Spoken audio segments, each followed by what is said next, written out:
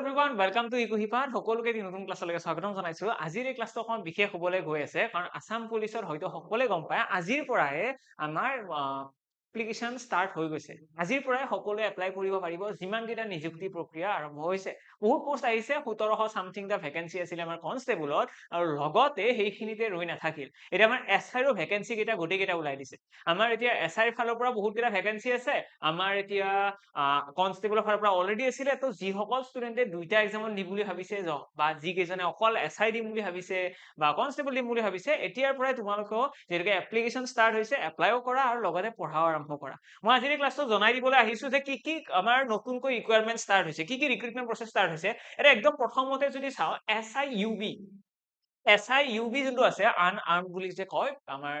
সেইটো বেটেলিয়নত আমাৰ বৰ্তমান ভেকেন্সি আছে 48 আৰু তাৰে ভিতৰত জেনেৰেলৰ ভেকেন্সি আছে 22 ঠিক আছে জেনেৰেলৰ ভেকেন্সি আছে 22 আৰু 48 টা ভেকেন্সি আছে তোমালোকে এছএলপিআৰবি যিটো আমাৰ ওয়েবসাইট আছে এছএলপিআৰবি আমাৰ পুলিচৰ যিটো আমাৰ ওয়েবসাইট আছে তাত তোমালোকে গ'লে দেখিবা গোটেইবিলাক নটিফিকেশন অলৰেডি এটা এটাকৈ আপলোড হৈ আছে গোটেইখিনিয়ে একদম প্ৰথমতে তোমালোকক মই জনাব বিচাৰো আসাম পুলিচৰ ইউবি যিটো কেটেগৰী আছে ইউবিত আমাৰ টোটেল নম্বৰ অফ ভেকেন্সি আছে 48 আৰু জেনেৰেলৰ কাৰণে গোটেই কম নহয় 22টা ভেকেন্সি বহুত জেনেৰেলৰ কাৰণে 22টা ভেকেন্সি আছে আৰু লগতে এনেকুৱা নহয় যে অকল সেইটোৱে ভেকেন্সি আছে বহুত আছে ষ্টেচন অফিচাৰ সকলোৱে হয়তো গম পোৱা ষ্টেচন অফিচাৰ আমাৰ ফায়াৰ ব্ৰিগেডৰ যিটো ডিপাৰ্টমেণ্ট আছে ফায়াৰ ব্ৰিগেডৰ যিকেইটা আমাৰ ডিষ্ট্ৰিক্টৰ হেড থাকে হেড অফ দ্য ডিষ্ট্ৰিক্ট মোৰ দেউতাও নিজে চাকৰি কৰিছিল তাত তো হেড অফ দ্য ডিষ্ট্ৰিক্টৰ এজন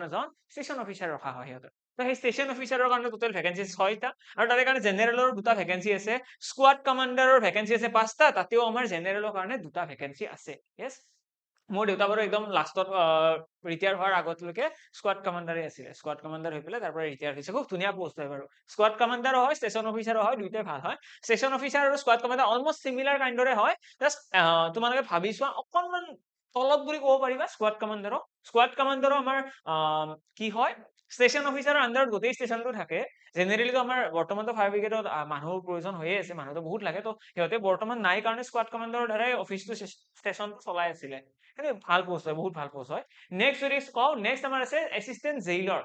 জেইলাৰৰ বহুত ধুনীয়া পোষ্ট আৰু ইয়াতে যদি চোৱা ইয়াতো ভেকেন্সি জেনেৰেলৰ কাৰণে বহুত ধুনীয়া ভেকেন্সি আছে আৰু এছিষ্টেণ্ট জেইলাৰ হওক আৰু লগতে আমাৰ এছআই যিটো ইউবি আছে অলমষ্ট সিমিলাৰ কাইণ্ডৰ বস্তু হয় ইয়াতে তোমালোকৰ 22টা জেনেৰেলৰ ভেকেন্সি আছে আৰু ইয়াতে 17টা আছে তো দুইটা তোমালোকে জেনেৰেলৰ কেটেগৰীতে ৰাখি থোৱা 22টা আৰু 17টা আৰু টোটেল নম্বৰ ভেকেন্সি কৰে 39 ইয়াতে ওবিচি এমওবিচিৰ কাৰণে এছচি এছটিৰ কাৰণে ভেকেন্সি আছে লগতে ওমেন্সৰ কাৰণেও ইয়াতে ৰিজাৰ্ভেশ্যন আছে থাকি পেলাই সিহঁতৰ কাৰণে বেলেগকৈ আছে বাকী বৰ্তমান জেনেৰেল মেল এইখিনি হৈছে ল'ৰাৰ কাৰণে মই ল'ৰাখিনিৰ কথা কৈছো জেনেৰেল মেলৰ কাৰণে 17টা ভেকেন্সি আছে ঠিক আছে যে এছিষ্টেণ্ট জেইলাৰ আৰু ইউবিৰ কাৰণে আছে 22টা টোটেল নেক্সট যদি চাওঁ এতিয়া এক্সাম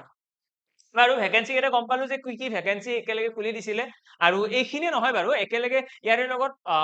একেলগে এছআই ইউবিটোও দিছে ঠিক আছে এছআই যিটো আমাৰ এবি হয় এছআই এবি টোৰো ভেকেন্সি দিছে হয়তো সকলোৱে গম পাইছাই ইয়াতে আমাৰ টোটেল নম্বৰ ভেকেন্সি আছে 48 এইটো তোমালোকে মনত ৰাখিবা 48 টা টোটেল নম্বৰ ভেকেন্সি আছে আৰু মোষ্ট প্ৰবাবলি গোটেইকেইটা চাগে জেনেৰেল কেটেগৰীৰে হয় তোমালোকে এছএলপিআৰবি ৱেবছাইটত গ'লেও দেখিবা এটা গোটেইকেইটা চাগে তো 48 টা ইয়াতে এছআই এবিৰো ভেকেন্সি আছে আৰু যদি এক্সামৰ কথা কওঁ যে এক্সামত কি হ'ব এক্সামত টোটেল মাৰ্কস থাকিব তোমালোকৰ এক্সামৰ টোটেল মাৰ্কস থাকিব 150 মাৰ্কস 150 নম্বৰৰ আমাৰ টোটেল পৰীক্ষা হ'ব সেই 150 নম্বৰৰ ভিতৰত 100 নম্বৰ থাকিব আমাৰ ৰিটেন পৰীক্ষাত ৰিটেন যিটো এক্সাম আছে তাতে থাকিব 100 মাৰ্ক তাৰে পাছত 40 নম্বৰ থাকিব আমাৰ ফিজিকেল টেষ্টত আমি যে দৌৰিব লাগিব এছআই ন এইটো গোটেইকেইটা পুলিচৰ ভেকেন্সি যিহেতুকে এটা দৌৰিব লাগিব ফিজিকেলি ফিট হ'ব লাগিব আমি আৰু লগতে লং জাম্প ইয়াতে আছে এই দুটা আমাৰ প্ৰচেছত 20 কৈ 40 নম্বৰ আছে তাৰে লগতে 5 নম্বৰ এটা তোমালোকৰ থাকিব ভাইভা ইয়াতে ভাইভাও হ'ব 5 নম্বৰৰ আৰু লগতে 5 নম্বৰ এটা থাকিব এনচিচি চাৰ্টিফিকেটত যদি কাৰোবাৰ এনচিচি চাৰ্টিফিকেট আছে তাহলে নিশ্চয় কামত আহিব তোমালোকে যেতিয়া এপ্লাই কৰিবা এনচিচি চাৰ্টিফিকেটখনো একেলগে আপলোড কৰি দিবা আৰু যদি এতিয়া আপলোড কৰিব নালাগে পিছত হ'লেও তোমালোকৰ সেইখন চেক কৰি পেলাই তোমালোকক মাৰ্কসটো দি দিব তো এনচিচি চাৰ্টিফিকেটৰ কাৰণে 5 মাৰ্কস এটা আছে ফাইভাৰ কাৰণে 5 মাৰ্কস এটা আছে 40 মাৰ্কসৰ ফিজিকেল টেষ্ট আৰু লগতে 100 মাৰ্কসৰ ৰিটেন টেষ্ট মানে মেজৰিটি যদি চাওঁ ন ইয়াতে 100 মাৰ্কসৰ ৰিটেনটোৱে তো ৰিটেনত তোমালোকে কিমান মাৰ্কস ল'ব পাৰা সেইটো বস্তু বেছি মেটাৰ কৰিব কাৰণ বাকি কেইটাত ইমান বেছি মাৰ্ক নাই ফিজিকেলত ধৰিলা সকলোৰে মাৰ্ক অলমষ্ট সিমিলাৰে থাকিব কিন্তু ইয়াতে ডিফাৰেন্সটো আহিব ৰিটেনত তো ৰিটেনৰ কাৰণে ভালদৰে পঢ়িবই লাগিব 100টা কুৱেশ্চন আছে 100 মাৰ্ক থাকিব মানে প্ৰতিটো কুৱেশ্চনত 1 নম্বৰকৈ থাকিব লগতে ইয়াতে এটা ডাঙৰ কথাটো হৈছে ইয়াতে 50% নিগেটিভ মাৰ্কিং থাকে নিগেটিভ মাৰ্কিংটো ইয়াতে বহুত হাই দেই, তো একদম কেয়াৰফুল। যেতিয়া তোমালোকে এক্সাম দিবা এইটো নাভাবিবা যে কিবা এটা নাজানো তুক্কা মাৰি দিওঁ, তুক্কা মাৰাটো কেতিয়াও কৰিব নোৱাৰা। বহুত চেনচিটিভ হৈ পেলাই, বহুত ভালদৰে কনফাৰ্ম হৈ পেলাইহে আমি এনচাৰটো দিব লাগিব, কাৰণ এটা কুৱেশ্যন ভুল হলে আমি হাফ নম্বৰ কাট খাব। ঠিক আছে, যদি দুটা কুৱেশ্যন ভুল হয় 1 নম্বৰ গুচি যাব। জেনেৰেলি এনেকুৱা নাথাকে, জেনেৰেলি হয়তো তোমালোকে ভাবিব পাৰে যে আধা নম্বৰনো কি হয়, কিন্তু নহয়, এক্সামত জেনেৰেলি কি কৰে 25% বা 1/4, 4টা প্ৰশ্ন ভুল হলেহে 1 নম্বৰ কাটে। কিন্তু এইটো এক্সামৰ সময় বেলেগ, ইয়াতে আমাৰ বেছিকৈ ডিডাক্ট হয়, ইয়াতে 50% ডিডাক্ট হয়, মানে দুটা প্ৰশ্ন ভুল হলে 1 নম্বৰ কাট খাব। তো সেইকাৰণে একদম কেয়াৰফুল হৈ আমি এটেম্প্ট কৰিব লাগিব। যদি চিলেবাছৰ কথা কওঁ যে কিনো আছে এক্সামটোৰ চিলেবাছত, এক্সামটোৰ আমাৰ নটিফিকেশ্যনতে মেনশ্যন কৰিছে ৰিজনিং আহিব, মেথছ আহিব, ইংলিছ আহিব, লগতে কৈছে হিষ্ট্ৰী, কালচাৰ এটচেট্ৰা, আৰু লগতে জিকে বুলি এটা সেকশন ৰাখিছিলে। যদি মই ইয়াৰে ব্ৰেকডাউন কৰি ক'ব লাগে, তোমালোকে মনত ৰাখিবা যে হিষ্ট্ৰীৰ পৰা, হিষ্ট্ৰী এণ্ড জিঅ'গ্ৰাফিৰ পৰা, জিকেৰ পৰা তোমালোকৰ 20টা কুৱেশ্যন আহিব। ইয়াতে তোমালোকৰ 20টা কুৱেশ্যন থাকিব, 40টা কুৱেশ্যন হৈ গ'ল। দেন ৰিজনিঙৰ পৰা তোমালোকৰ থাকিব 20টা কুৱেশ্যন, তোমালোকৰ মেথছৰ ফালৰ পৰা আহিব 20টা কুৱেশ্যন, আৰু ইংলিছৰ ফালৰ পৰা আহিব 20টা কুৱেশ্যন, টোটেলত আমাৰ 100 কুৱেশ্যন হ'ব। ঠিক আছে, এইটো যোৱাবাৰৰ এক্সামৰ এইটোৱে পেটাৰ্ণ আছিলে যে প্ৰতিটো টপিকৰে 20টাকৈ কুৱেশ্যন দিছিলে। আমাৰ অসম ৰিলেটেড হওক, হিষ্ট্ৰী, জিঅ'গ্ৰাফি, পলিটি এইবিলাক লগ হৈ পেলাই আহিছিলে আমাৰ 20টা কুৱেশ্যন, আৰু ষ্টেটিক্স, জিকে, কাৰেণ্ট এফেয়াৰ্ছ এইবিলাক লগ লগাই পেলাই 20টা কুৱেশ্যন দিছিলে। বাকী ৰিজনিং, মেথছ 20টা কুৱেশ্যন মানে 40 নম্বৰ। ৰিজনিং এণ্ড মেথছ খিনি ভালদৰে পঢ়িলা মানে 40 মাৰ্কছ এটা তোমালোকে পাই যাবা। তাৰ লগত ইংলিছ ভালদৰে পঢ়িলা মানে ইয়াৰেও 20 মাৰ্কছৰ এটলিষ্ট 15 to 16 মাৰ্কছ পাইয়ে যাবা। তাৰ পাছত জিকেত, অবভিয়াছলি জিকেত ইমান বেছি 100% চিয়ৰ হ'ব নোৱাৰা, জিকেৰ কাৰণে তোমালোকে অলপমান বেছি কষ্ট কৰিব লাগিব, জিকেৰ কাৰণে অকমান চিলেক্টিভ হোৱাটো পচিবল নহয়, ইমান বেছি চিলেক্টিভ হ'ব নোৱাৰিবা। বাট ষ্টিল জিকে খিনিও ভালদৰে চালে ইয়াৰে পৰা 30 মাৰ্কছটো আহিব, দুটা সেকশন লগ হৈ পেলাই 40ৰ ভিতৰত আউট অফ 40 30 মাৰ্কছ এটা আহিব। তো আমাৰ কাট অফৰ কথা যদি কওঁ যে কিমান মান মাৰ্কছ পাব লাগিব, যিহেতু ভেকেঞ্চি বহুত বেছি নাই, তো এপ্ৰক্সিমেটলি ধৰি থোৱা তোমালোকে 80 মাৰ্কছ এটা পাবই লাগিব। 80 ধৰি লোৱা, আৰু